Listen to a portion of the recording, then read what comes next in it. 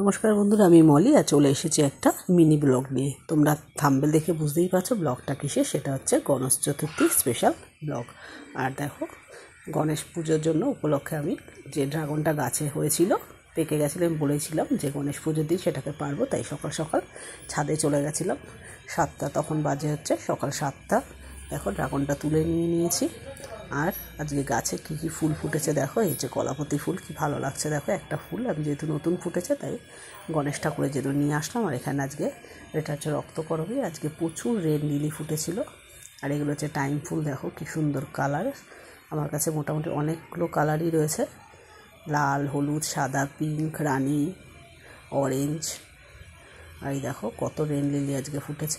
প্রচুর red lily আজকে হয়েছে, মানে যতগুলো কড়ি ফুটেছিল সব কটাতেই রেড লিলি আজকে ফুটে গেছে দেখো। আর এটা হচ্ছে নয়নতারা। নয়নতারার কালারটা দেখেছো কত সুন্দর, অপূর্ব সুন্দর নয়নতারার কালারটা।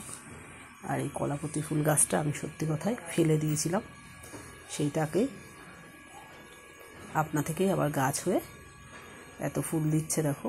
এত ভালো লাগছে ফুলের কালারটা। এবার চলে যাচ্ছি ছাদের ভেতর দিকে। দেখো এখানে আরও কতগুলো রেড লিলি ফুটেছে।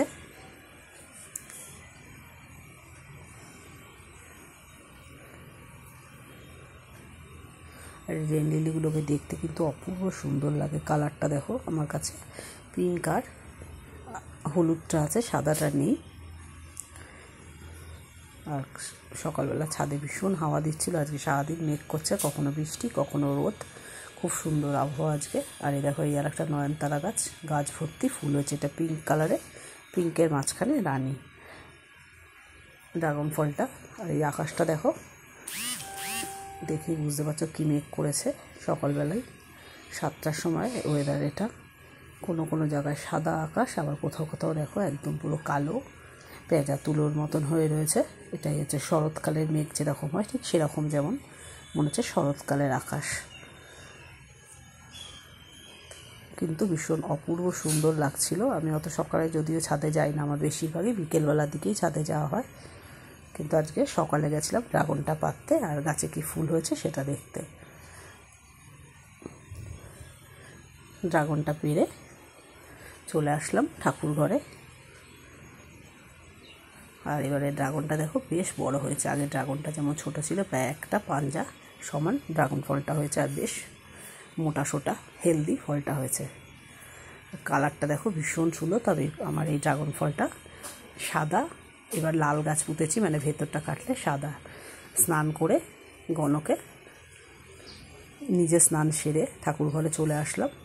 আর গণকে প্রথমে পঞ্চামৃত দিয়ে স্নান করিয়ে তারপর আবার সাদা জল দিয়ে স্নান করিয়ে মুছিয়ে সিংহাসনে বসিয়ে দিলাম।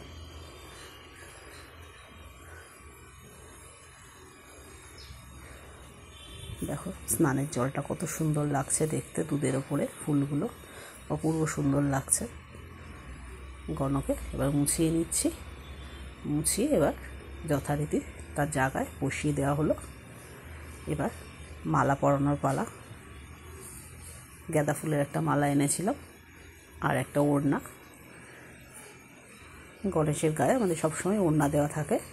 আর এবার যেহেতু গরম তাই সুতির ওড়না আনা হয়েছে। আর দেখো এই যে দুব্বো মালাটা কালকে বোন কিনে নিয়ে এসেছে, ফুলের মালার সঙ্গে দুব্বোর মালা পরিয়ে দেওয়া হলো গণেশকে। এবার গণেশের জন্য সামান্য কিছু আয়োজন করা হয়েছিল। 5 রকম ফল, লাড্ডু, মোদক আর হচ্ছে পঞ্চামৃত, চরণামৃত যেটাকে বলে, সেই চরণামৃতটা দেখো বোন তৈরি করছে। এখানে দুধ, ঘি, মধু, মিষ্টি আর মিষ্টি দই সমস্ত কিছু দিয়ে এই পঞ্চামৃতটা তৈরি করা হচ্ছে। মোদকটা ভেবেছিলাম বাড়িতে বানাবো, কিন্তু সত্যি কথা শরীরটা খুব খারাপ। মায়ের তো শরীর অনেক দিন থেকেই খারাপ, আমারও শরীরটা ভালো না, বোনও টাইম পায় না, তাই আর মোদকটা এবার বানানো হলো না। মোদক বাড়িতে আমাদের বানানো হয়, বানিয়েই ঠাকুরকে দেওয়া হয়। মোদক যখন বানাবো তোমাদের সঙ্গে আমি শেয়ার করে দেবো মোদক কীভাবে আমি বাড়িতে বানাই। ছানা দিয়েও করা যায়, সুজি দিয়েও করা যায়, তোমাদের যেটাই মর্জি। তবে ছানা দিয়ে করলে সন্দেশের মতন লাগে। এই মিনি ব্লগটা এখানেই শেষ করছি। কেমন লাগলো কমেন্টস করে জানিয়ে। Thank you.